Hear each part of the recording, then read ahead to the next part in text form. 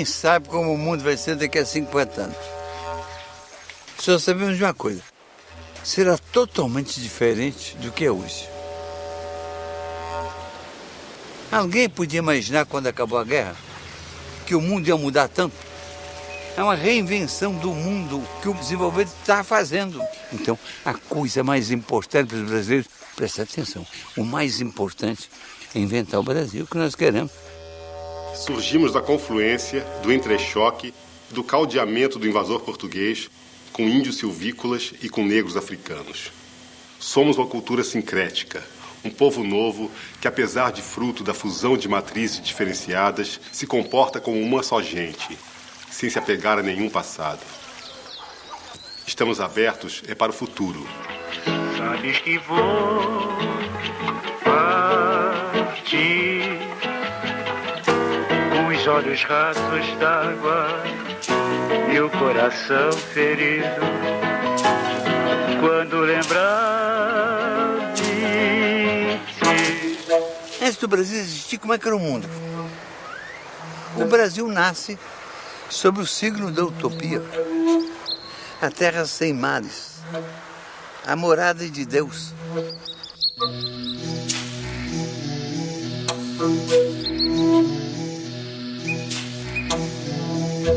Há 1000 anos atrás, de lá pelo ano 1000, tem cartas que falam de uma ilha Brasil. Isso significa que o nome Brasil não vem do pau-brasil, não. Isso aqui era a Ilha Brasil, que alguns navegantes sabiam. Mas um dia, os portugueses precisaram fazer uma descoberta oficial, mandando até um escrivão do cartório declarar no cartório que foi descoberto. Isso foi em 1500. Mas ele preexistia há muito, fisicamente, biotericamente, biologicamente e humanamente, com a humanidade indígena. Humanidade diferente. De uma gente que agradeceu a Deus o mundo ser tão bonito, que existia para viver a vida, para gozar a vida. A finalidade da vida era viver.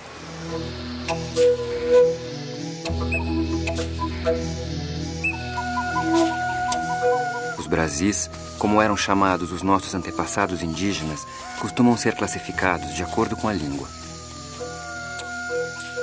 Em 1500, poderiam totalizar entre 1 e 8 milhões de pessoas, distribuindo-se da Foz do Oiapoque ao sistema fluvial Paraná, Paraguai e Uruguai.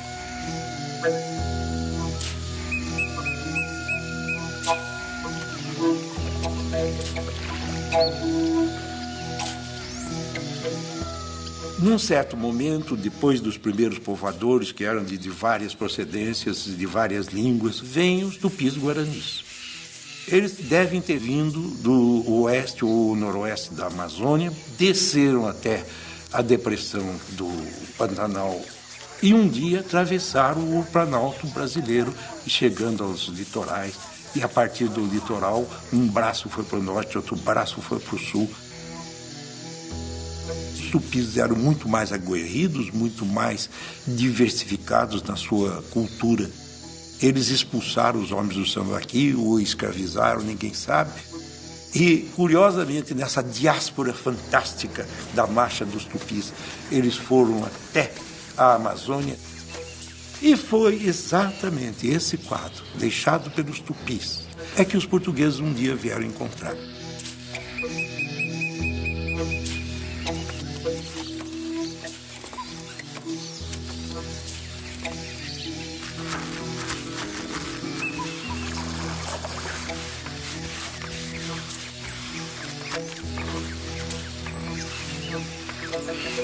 Assim esses povos existiram por séculos. Chegaram a conhecer a natureza em detalhe. Sabiam o nome de cada bichinho, de cada planta. E sabiam para que servia ou não servia. Viveram aqui por menos de 10.000 anos, comungando com a natureza. Tiraram da natureza dezenas de plantas selvagens e domesticaram, ajeitaram, para poder plantar na roça tudo junto.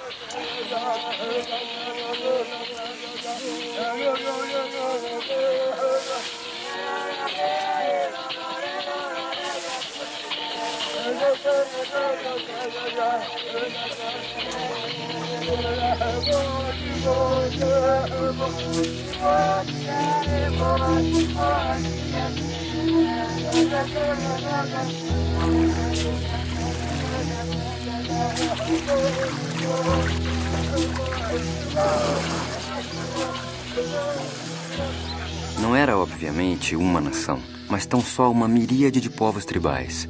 Viviam em aldeias, cada uma unidade social distinta, autossuficiente. Um índio, na força da sua cultura, ele se basta a si mesmo, ele é autossuficiente. Ele sabe fazer tudo o que ele vai precisar ao longo de sua vida. Sabe fazer a sua casa, sabe fazer a sua roça, plantar e colher, sabe fazer os seus instrumentos de trabalho, seu arco, sua flecha, sua canoa, sabe fazer esteira, sabe fazer rede e sabe identificar as espécies do seu ambiente que servem como alimento ou como medicamento.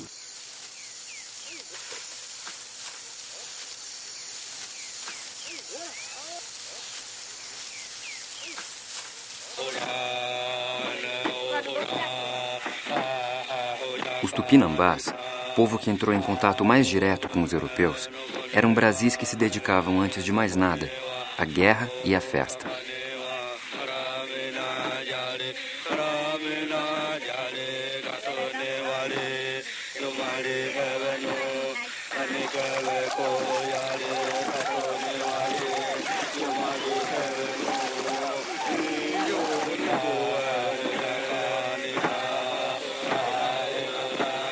A função social da guerra entre os tupis era uma função em face do seu caminhamento ao longo de grandes espaços.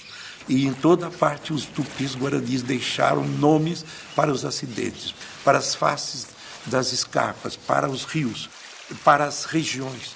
Então o colonizador encontrou um país que já tinha referências deixadas pelos povos tupis.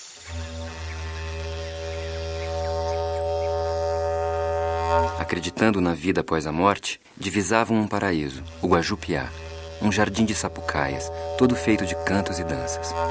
Para um índio não existe muita diferença entre a realidade acordada e a realidade do sonho. O parto, o mundo dos espíritos, os pássaros, tudo está entrelaçado, não é? Quer dizer, tem um espírito em cada coisa, um espírito na hora da colheita, um espírito na hora do plantio, um espírito que mora no fundo das águas e rouba a alma das pessoas, um outro espírito que perturba, o espírito do tatu, o espírito disso, do macaco.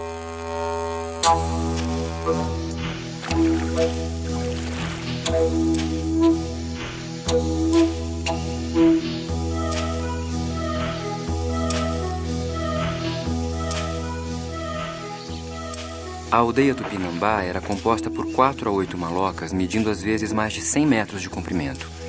Em apenas uma maloca, podiam morar até 600 pessoas.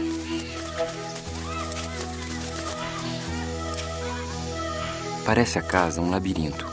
Uns cantam, outros choram, outros fazem farinhas e bebidas. Porém, é tanta a conformidade entre eles que em todo ano não há uma só peleja. E com não terem nada fechado, não há furtos. Se for a outra qualquer nação, não poderiam viver da maneira que vivem.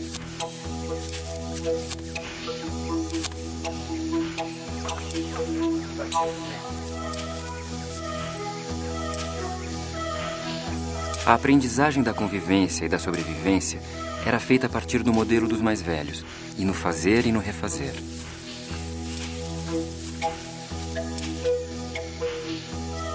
A autoridade, exercida pelos morubixabas, sustentava-se nas atuações carismáticas e no comércio de pequenas dádivas e favores.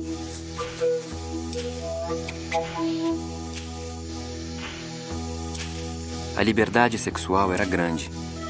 É certo que o adultério feminino podia acabar em espancamento, mas o fim do casamento, por iniciativa do homem ou da mulher, era simples e sumário.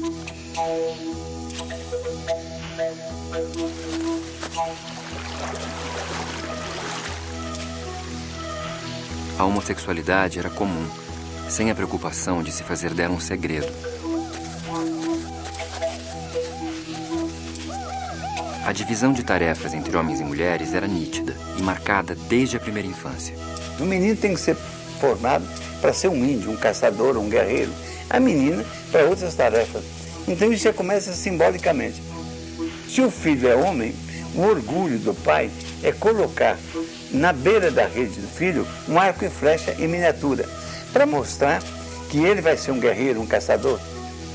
Para a menina, põe uma tanguinha, pequenininha, bonitinha, é para induzir a menina a ser uma tecelã, uma mulher trabalhadora.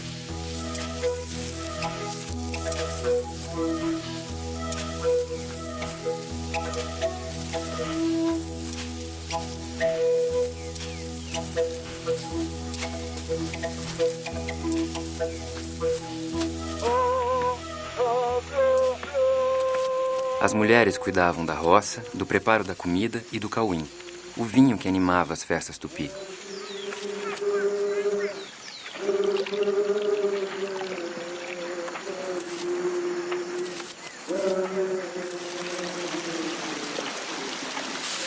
Eram da alçada masculina a fabricação de arcos, flechas, bordunas e canoas.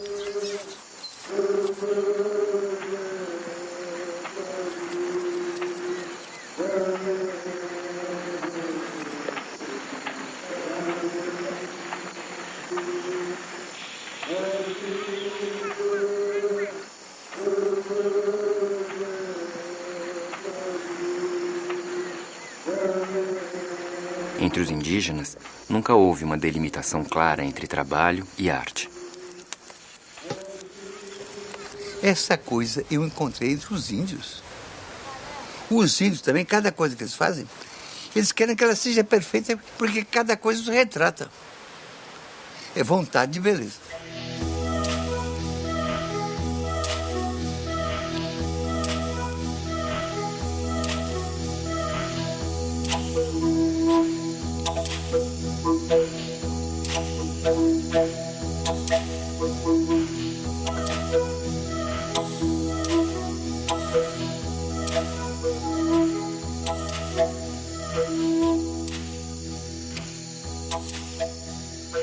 Há poucas coisas mais resistentes que uma etnia, do que a identidade de um povo. Há muito pouca coisa. Mais que aço, mais que qualquer bobagem. Material é duro. Uma etnia é dura.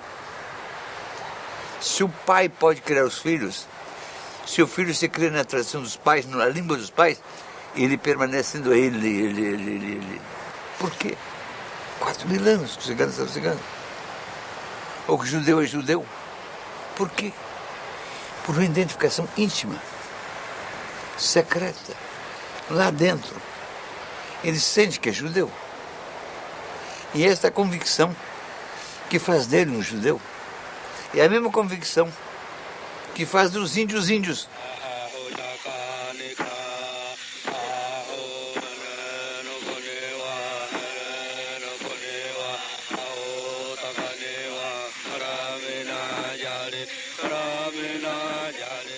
A poesia, a música, a dança e o vinho permeavam toda a vida social dos Tupinambá.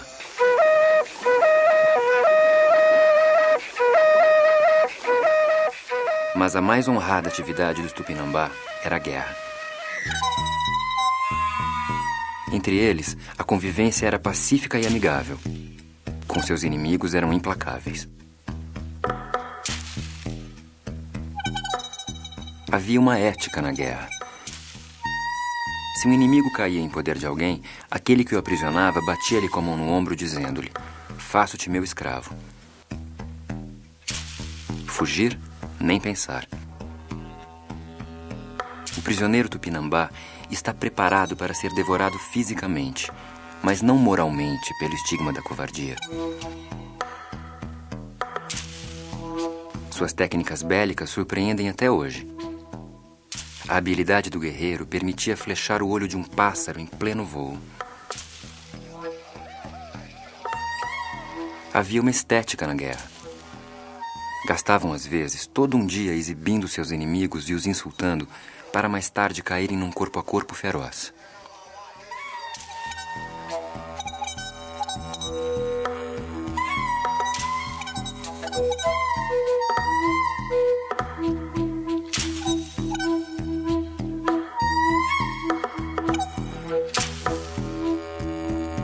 No mar se fazia guerra também.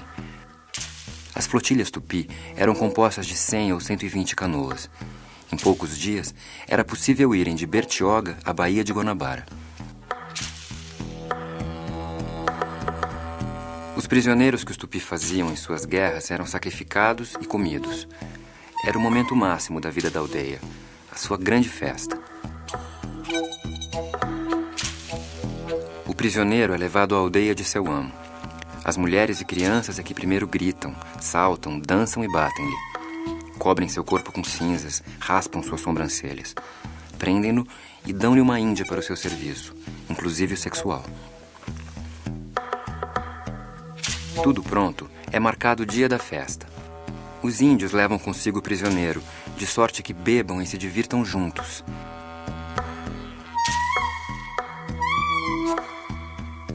No dia seguinte, antes do amanhecer, já estão todos de pé, cantando e dançando em volta da Ibirapema, o tacape executor.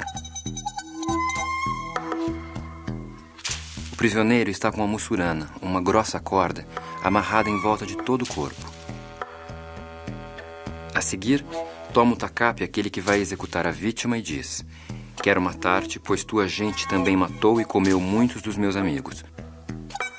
Responde-lhe o prisioneiro: quando estiver morto, terei ainda muitos amigos que saberão vingar-me.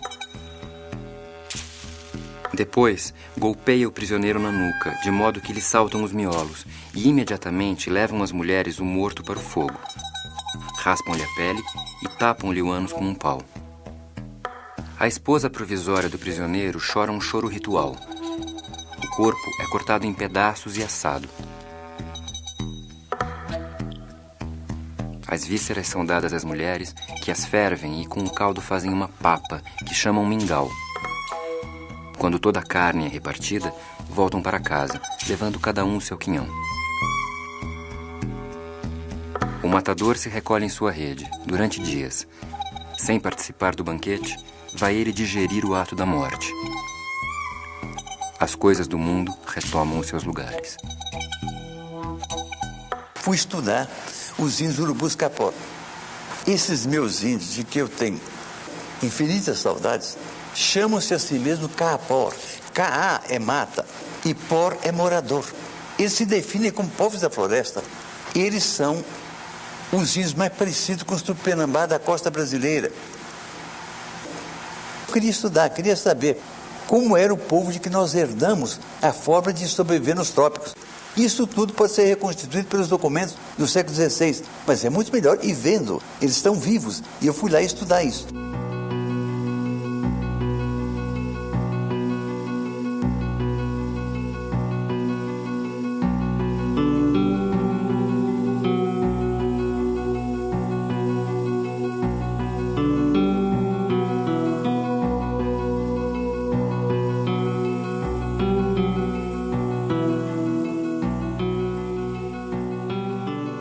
Os grupos indígenas brasileiros têm muitas diferenças de língua, de origem, mas há muitas coisas em comum entre eles.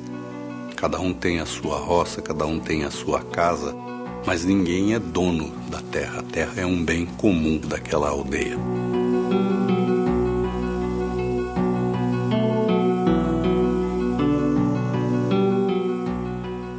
Num grupo indígena, o que um sabe, todos podem saber. Ninguém se apropria da informação para transformá-la em poder político ou econômico para dominar outras pessoas, para ganhar dinheiro.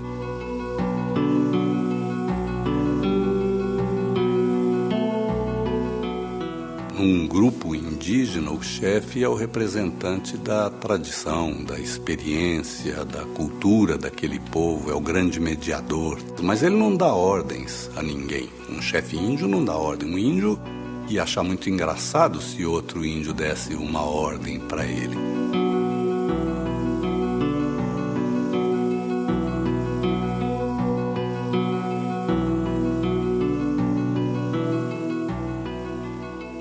Fomos para dentro das aldeias e vivemos lá meses. Esses índios tinham muito carinho comigo e eu muito carinho com eles. Chegamos a ter uma grande intimidade. Um informante muito importante era Campocu. Esse é o homem mais sábio que eu conheci na vida. Ele me ditou uma genealogia dele de 1.100 nomes. Qual é o nobre que é capaz de ditar espontaneamente 1.100 parentes? Para esses índios é muito importante a herança, e por isso é que eles guardam dessa forma extraordinária a sua genealogia. Ao final, numa noite, na casa de Anancampucu, encaminhei o assunto para a antropofagia ritual. Queria confirmar com ele a descrição dos antigos ritos antropofágicos. Não fiz pergunta alguma. Simplesmente tomei uma corda, disse que era o Tupinambá e contei que havia anos os Tupinambá da costa costumavam matar gente de outras tribos para aprisionar e comer. Enorme era a sua emoção. Por fim, não suportou e disse: "Você é meu irmão, o seu avô é meu avô." Anancampucu começou então a contar que seus antepassados também caçavam gente de outras tribos para comer. Esses meus carrapó são Tupinambá tardios, Tupinambá de 500 anos depois, mudados radicalmente no tempo.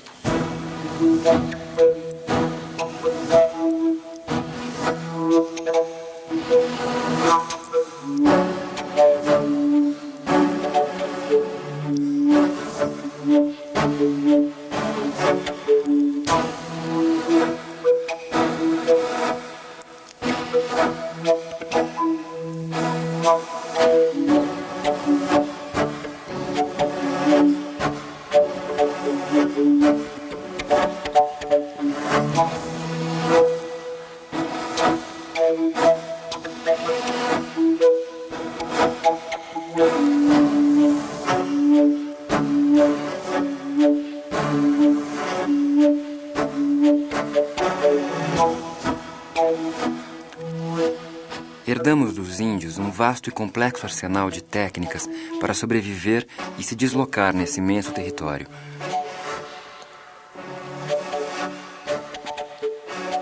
Herdamos centenas de frutos, árvores, ervas, seu trato e seu uso. Herdamos o hábito do banho diário. Mas a herança nobre e profunda que os índios nos legaram é o testemunho de que é possível um povo viver magnificamente integrado à natureza, numa trama secreta de coexistência pacífica e amistosa. Um índio, desde que nasce, ele aprende a se relacionar com tudo de formas bonitas. Tudo tem rituais. Quer dizer, o índio festeja o plantio, o índio festeja a colheita, festeja o nascimento e não festeja, mas ele cultua a morte. O índio se enfeita muito, o índio canta muito, o índio dança muito, o índio brinca muito, o índio ri muito. Eu acho que é muito difícil para a nossa cultura suportar tanta beleza. Então, esse mundo que estava aqui quieto, entregue assim, num feio dia, chega o tabelião para dizer: descobri, está aqui.